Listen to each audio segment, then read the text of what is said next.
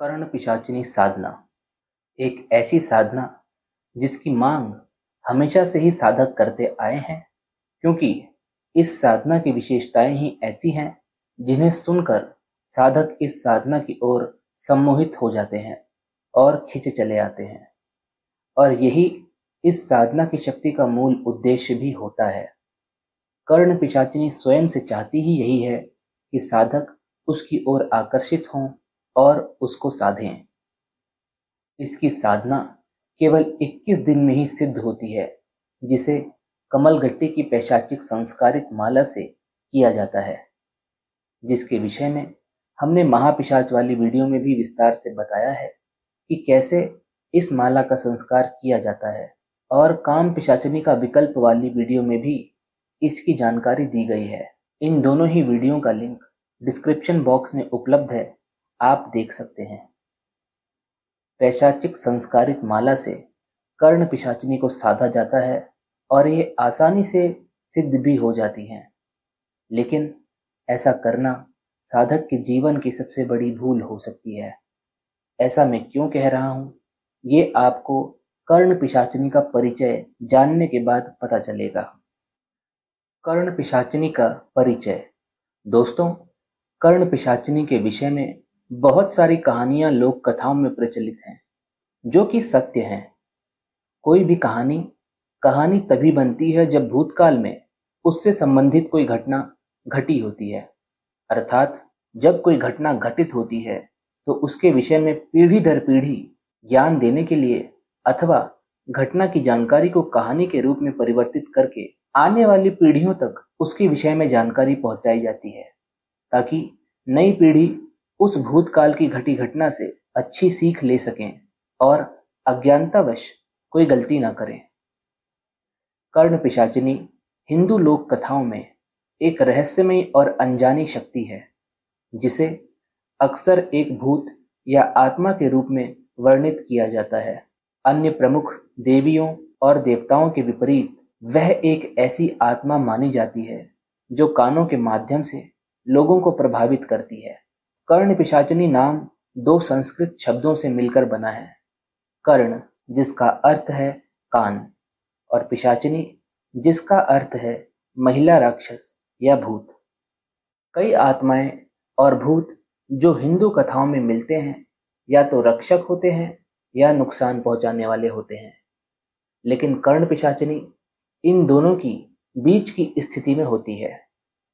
उसे अक्सर खतरनाक या धोखेबाज माना जाता है, लेकिन कुछ कहानियों में उसकी जानकारी उपयोगी भी हो सकती है। उसकी रहस्यमय प्रकृति उसे एक अनोखी शक्ति बनाती है। कर्ण पिशाचिनी एक कम जानी जाने वाली आत्मा है जो हिंदू लोक कथाओं से जुड़ी हुई है। उसे रहस्यमय और अलौकिक शक्तियों के लिए जाना जाता है, जो उसे तांत्रिक और गुप्त परंपराओं में एक महत्वपूर्ण भूमिका देती है। हालांकि वो हिंदू धर्म के प्रमुख देवताओं या राक्षसों की तरह प्रसिद्ध नहीं है, फिर भी उसकी कहानियां लोगों को डर और जिज्ञासा के बीच बांधती है। कर्ण पिशाचिनी की शक्ति कानों से जुड़ी होती है। ऐसा माना जाता है कि वो लोगों को कानों में फुसफुसाकर भविष्यवाणियां, रहस्यों या किसी जानकारी को बताती है। हालांकि ये सुनने में अच्छा लगता है, लेकिन उसकी जानकारी अक्सर भ्रम या परेशानी का कारण बन सकती है। कर्ण पिशाचिनी की कुछ खास विशेषताएं। फुसफुसाकर जानकारी देने की क्षमता। कर्ण पिशाचिनी सीधे नुकसान नहीं पहुंचाती, बल्कि वो फुसफुसाकर लोगों के कान में जानकारी देती है। ये जानकारी कभी सही हो सकती है तो कभी भ्रामक। उसकी यही शक्ति उसे रहस्यमय बनाती है, क्योंकि लोग उसके द्वारा दिए गए ज्ञान पर भरोसा नहीं कर पाते। ज्ञान की भूख बढ़ाने वाली। कर्ण पिशाचिनी की कहानियों में अक्सर उसे ऐसे लोगों से जुड़ा बताया जाता है जो बहुत अधिक जानकारी या शक्ति पाने की चाह रखते हैं, लेकिन ये जानकारी पाने की लालसा अंत में उन्हें भ्रमित या पागल बना देती है। वह आकर्षक तो है, लेकिन उसकी दी गई जानकारी कभी कभी बड़ी मुसीबतें ला सकती है। अच्छे और बुरे के बीच एक रहस्यमय शक्ति कर्ण पिशाचिनी को सीधे अच्छे या बुरे के रूप में वर्गीकृत नहीं किया जा सकता। वो हमेशा नुकसान नहीं पहुंचाती, लेकिन उसकी मौजूदगी से खतरे का एहसास होता है। वो याद दिलाती है कि हर जानकारी हमेशा फायदेमंद नहीं होती। रात और अंधेरे से जुड़ी कर्ण पिशाचिनी को अक्सर रात या अंधेरे से जोड़ा जाता है, जो हिंदू संस्कृति में रहस्य और खतरे का प्रतीक है। अंधेरे की ही तरह वो भी जो बताती है उसमें भी कुछ छिपा होता है।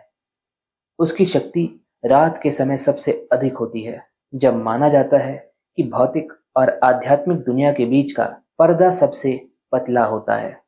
अवचेतन मन से संबंधित कुछ कहानियों में कर्ण पिशाचिनी को अवचेतन मन का प्रतीक माना जाता है। जैसे अवचेतन विचार हमारी सोच को प्रभावित करते हैं, वैसे ही उसकी फुसफुसाहटें हमारे भीतर छिपे डर, शंका और इच्छाओं को जगाती है। उसे सुनने वाले अक्सर ऐसे लोग होते हैं जिनके मन में अनसुलझे संघर्ष या छिपी इच्छाएं होती हैं। तांत्रिक परंपराओं में उसकी भूमिका, कुछ तांत्रिक साधनाओं में कर्ण पिशाचिनी का महत्व होता है। उसे गुप्त ज्ञान के लिए बुलाया जाता है, लेकिन उसे बुलाना खतरे से खाली नहीं होता। तांत्रिक साधक उसे मंत्रों और अनुष्ठानों के माध्यम से बुलाते हैं, लेकिन उसकी अस्थिर और धोखेबाज प्रकृति के कारण ये साधना बहुत जोखिम भरी होती है। निर्णय लेने की प्रक्रिया में उसका प्रतीकात्मक महत्व।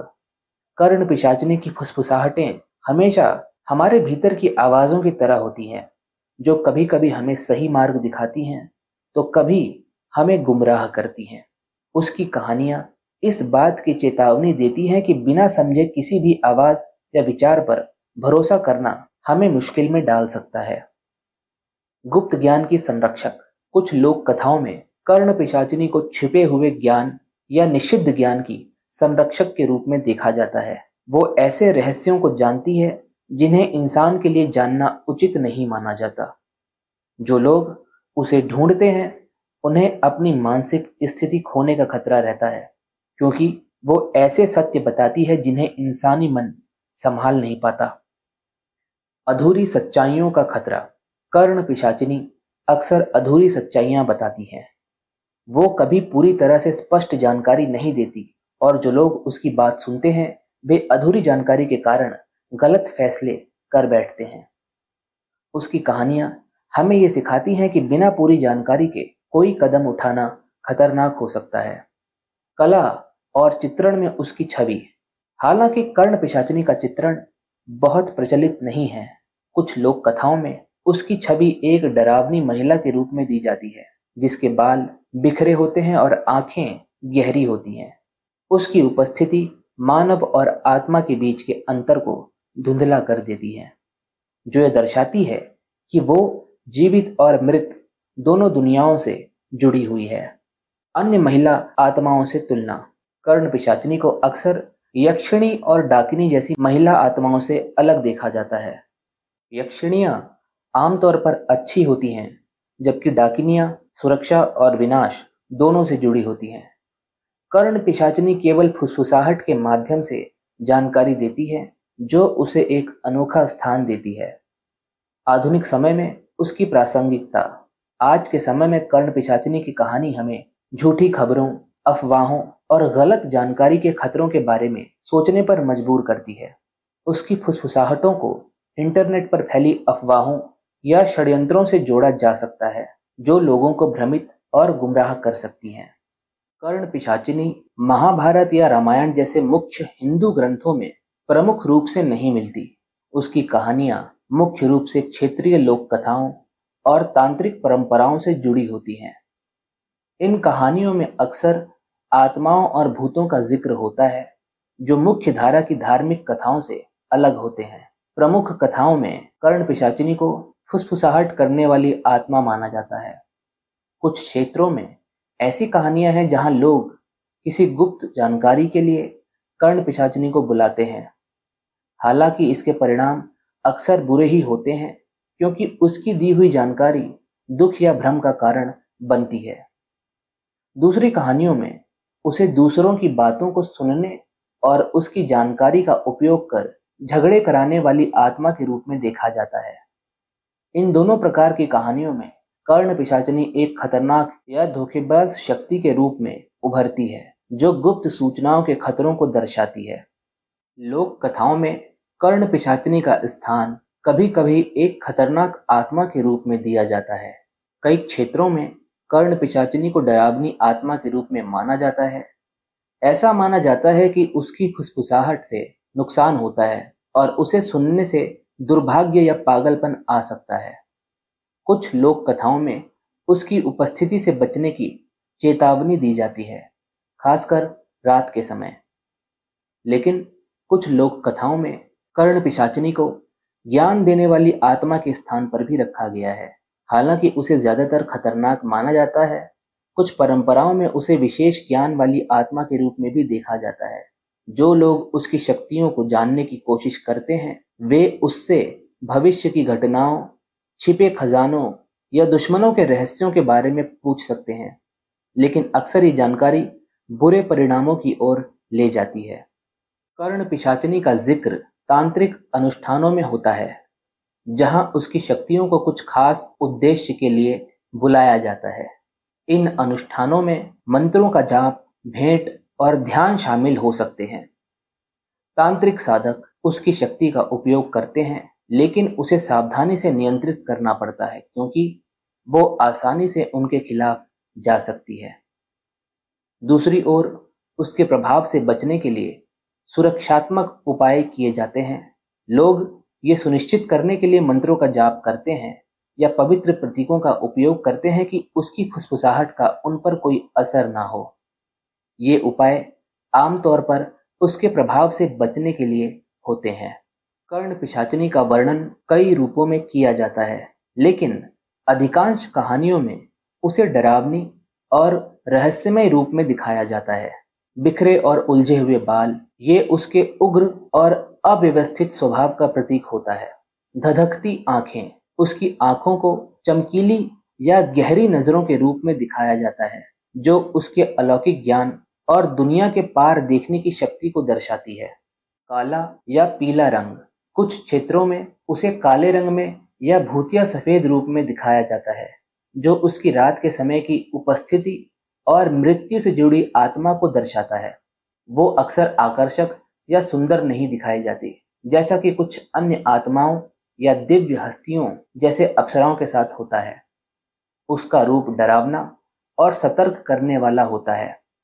आधुनिक समय में कर्ण पिशाचिनी की कहानियां अन्य प्रमुख हिंदू देवी देवताओं की तुलना में कम प्रसिद्ध है, लेकिन वो कुछ तांत्रिक और रहस्यमय क्षेत्रों में रुचि का विषय बनी रहती है। उनकी फुसफुसाहट और गुप्त जानकारी की विशेषता उन्हें संचार की छिपी हुई खतरों का प्रतीक बनाती है। साहित्य और लोकप्रिय संस्कृति में कर्ण पिशाचिनी जैसे आत्माओं ने उन कहानियों को प्रेरित किया है, जो लोगों के मन पर आत्माओं या अदृश्य ताकतों के प्रभाव को दर्शाते हैं। भले ही वह आधुनिक धार्मिक प्रथाओं में मुख्य रूप से मौजूद न हो, उनकी कहानियां अभी भी ये याद दिलाती है कि कैसे अदृश्य शक्तियां हमारी धारणाओं को प्रभावित कर सकती हैं। कर्ण पिशाचिनी का प्रतीकात्मक अर्थ क्या होता है? कर्ण पिशाचिनी गलत फहमियों और अफवाहों की शक्ति का प्रतीक है। उसकी कानों में फुसफुसाहट करने की शक्ति दिखाती है कि हम जो सुनते हैं वो हमारे कार्यों और विचारों को कैसे प्रभावित कर सकता है, खासकर जब वह जानकारी गुप्त या अनिश्चित होती है। कर्ण पिशाचिनी इस बात का प्रतीक है कि गपशप का विश्वास करना और उसे फैलाना कितना खतरनाक हो सकती है। रहस्यों की शक्ति, उसकी छिपी हुई जानकारी को बताने की क्षमता ये दिखाती है कि लोग गुप्त बातों को जानने के लिए कितने उत्सुक होते हैं, लेकिन ये भी कि इसका परिणाम कितना नुकसानदायक हो सकता है।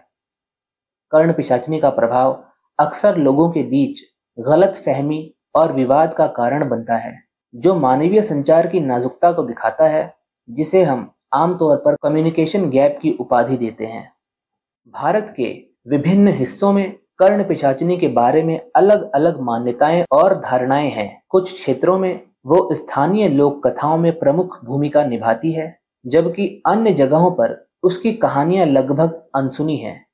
उत्तरी भारत के कुछ हिस्सों में कर्ण पिशाचिनी का संबंध भूतों और आत्माओं से होता है, जो खास स्थानों पर घूमते हैं, जैसे शमशान घाट या जहां कोई बड़ी दुर्घटना हुई हो।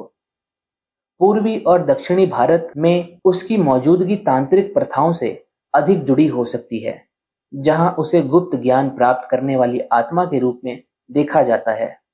कर्ण पिशाचिनी की तुलना अन्य आत्माओं से। हिंदू मान्यताओं के अनुसार कई प्रकार की आत्माएं, राक्षस और भूत होते हैं। कर्ण पिशाचिनी की अक्सर अन्य पिशाचों से तुलना की जाती है, जो ऐसे राक्षस होते हैं जो शमशान घाट या छोड़े गए स्थानों पर निवास करते हैं। पिशाच पिशाच सामान्य रूप से हिंसक और आक्रामक होते हैं, जबकि कर्ण पिशाचिनी सूचनाओं और अफवाहों के माध्यम से नुकसान पहुंचाती है, न कि सीधे शारीरिक हिंसा के माध्यम से।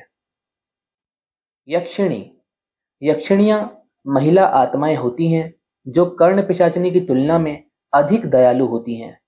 हालांकि कुछ यक्षिणियां खतरनाक हो सकती हैं, खासकर जब उन्हें नाराज किया जाए।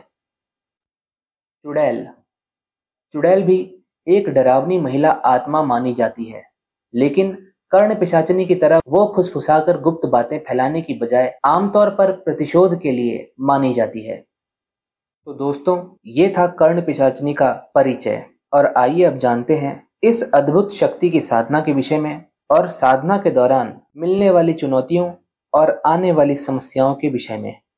जैसा कि वीडियो में माला और दिवस के विषय में पहले ही जानकारी दी जा चुकी है, अब समझते हैं आगे की जानकारी। जब पहले संस्था द्वारा ये साधना किसी साधक को करवाई जाती थी, उस समय साधक को एक निर्धारित फॉर्मेट में एक पत्र लिखकर देनी होती थी, जिसका विषय होता था जीवन का स्वयं निर्णय, जिसमें साधक के क्षेत्रीय पुलिस स्टेशन द्वारा साधक द्वारा लिखे गए इस साधना के पत्र पर स्टैंप लगा के ये अनुमति दी जाती थी कि साधना के बाद साधक अपने जीवन के लिए स्वयं जिम्मेदार होंगे। लेकिन कुछ वर्ष पहले से ये नियम हटा दिए गए हैं, क्योंकि ऐसा करने में बहुत सारे साधक सक्षम नहीं होते और उन्हें काफी कठिनाइयां होती हैं पुलिस स्टेशन से अनुमति लेने में। क्योंकि जब पुलिस साधना के विषय में जानकर प्रभावित होकर इस विषय में साधक से पूछताछ करने लग जाती है, तो साधना की गुप्तता भंग होने की संभावना रहती है। अतः इस समस्या को देखते हुए अब केवल साधक द्वारा ही पत्र लिखवाकर उनके हस्ताक्षर ले लिए जाते हैं। इसके अलावा अन्य कोई नियम साधना से पूर्व नहीं है। जब साधक पत्र लिखकर भेज देते हैं, उसके पश्चात साधक को साधना के आगे के नियम बताए जाते हैं, जो कि कुछ इस प्रकार हैं। सर्वप्रथम साधक को चांदी की कटोरी लेनी होती है और इस कटोरी में पहले दिन से आखिरी दिन तक, यानी कि 21वें दिन तक दक्षिण दिशा की तरफ मुख करके काले आसन पर बैठकर जाप शुरू करने से पूर्व प्रतिदिन एक साबुत लौंग उस कटोरी में रखकर हस्त मैथुन करके अपना वीर्य कटोरी में निकालना होता है और पूरी लौंग अपने वीर्य में भिगानी होती है। उसके बाद कटोरी को वहीं आसन के पास रखकर अपना जाप शुरू करना होता है। इस साधना में प्रत्येक माला की समाप्ति के बाद वीर्य में डूबी हुई लौंग पर फूंक मारनी होती है। 14 माला की समाप्ति के पश्चात साधक विश्राम करते हैं और अगली सुबह चांदी की कटोरी जिसमें वीर्य में डूबी हुई लौंग रखी हुई है, उसे धूप में रख देते हैं और पूरे दिन उस कटोरी को धूप में ही रखा जाता है ताकि वीर्य अच्छे से सूख जाए। शाम को उस कटोरी में से लौंग को अलग निकालकर एक डिबिया में सुरक्षित रख लिया जाता है। यही प्रक्रिया पूरे 21 दिन तक करनी होती है। 21 दिन बाद जब साधक के पास 21 वीर्य में डूबी हुई सूखी लौंग इकट्ठी हो जाती है, तो 22वें दिन से इस साधना का दूसरा चरण शुरू होता है, जो है वैश्या भोज। अर्थात आपको 22वें दिन से उन 21 अभिमंत्रित लौंगों को 21 अलग अलग वैश्याओं को खिलाना होता है। एक ही वैश्या को नहीं खिलाई जाती है, सभी 21 लौंगे आपको अलग अलग 21 वैश्याओं को ही खिलानी है। और एक बात का ध्यान रहे, लौंग खिलाते ही वैश्या अति कामुक हो जाएगी और साधक के साथ जबरदस्ती शारीरिक संबंध बनाने का प्रयास करेगी, लेकिन आपको वेश्या या किसी भी महिला के साथ शारीरिक संबंध बनाकर अपना ब्रह्मचर्य खंडन नहीं करना है। ब्रह्मचर्य अति आवश्यक है साधना में। हस्तमैथुन करके वीर्य निकालने वाली प्रक्रिया साधना की विधि का एक भाग है।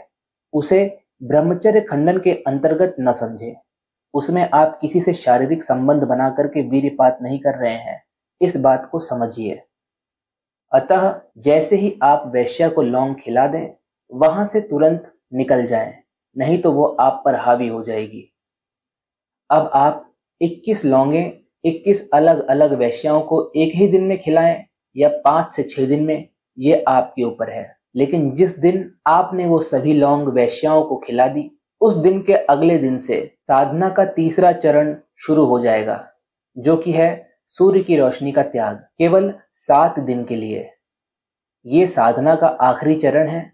इसमें साधक स्वयं को 7 दिन तक एक अंधेरे कमरे में स्वयं को बंद करके रखते हैं और जिस मंत्र से उन्होंने जाप किया होता है, उस मंत्र का 7 बार उच्चारण करके सभी दिशाओं में फूंक मार के कर्ण पिशाचिनी का आवाहन करते हैं।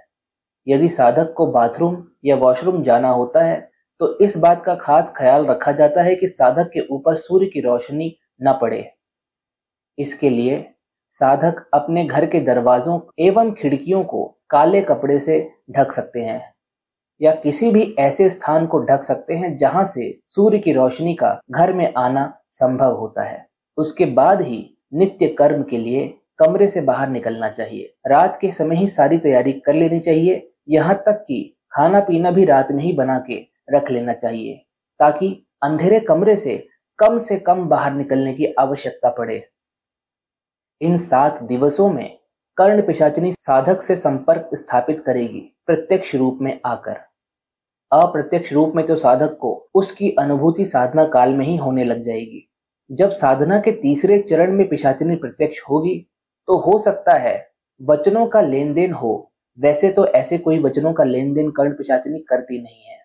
जब भी उसे किसी कार्य हेतु बुलाना हो तो उसको बुलाने का तरीका क्या होगा, ये साधक को कर्ण पिशाचिनी से पूछ लेना चाहिए। लेकिन यदि कोई वचन लिए या दिए जाते हैं तो साधक को सतर्कता पूर्वक वचन लेने और देने चाहिए।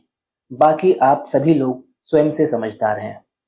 तो दोस्तों, ये थी कर्ण पिशाचिनी साधना की जानकारी, जो नए साधकों ने जानने की इच्छा जताई थी, क्योंकि अभी हाल ही में हमारे द्वारा प्रकाशित काम पिशाचिनी का विकल्प वाली वीडियो में हमारे द्वारा ये लौंग वाली प्रक्रिया के विषय में थोड़ा बोल दिया गया था और नए साधक जानने की इच्छा रखने लगे थे। लेकिन हमारा सुझाव यही रहेगा कि इस साधना को करने के 2 साल बाद माता बगलामुखी साधना अवश्य ही कर लेनी चाहिए साधक द्वारा। दोस्तों, इस साधना की मंत्र जल्द ही हमारे व्हाट्सएप चैनल और टेलीग्राम चैनल पर उपलब्ध करवा दी जाएगी। अतः आप सभी डिस्क्रिप्शन में उपलब्ध लिंक के माध्यम से हमारा व्हाट्सएप एवं टेलीग्राम चैनल अवश्य ज्वाइन करें।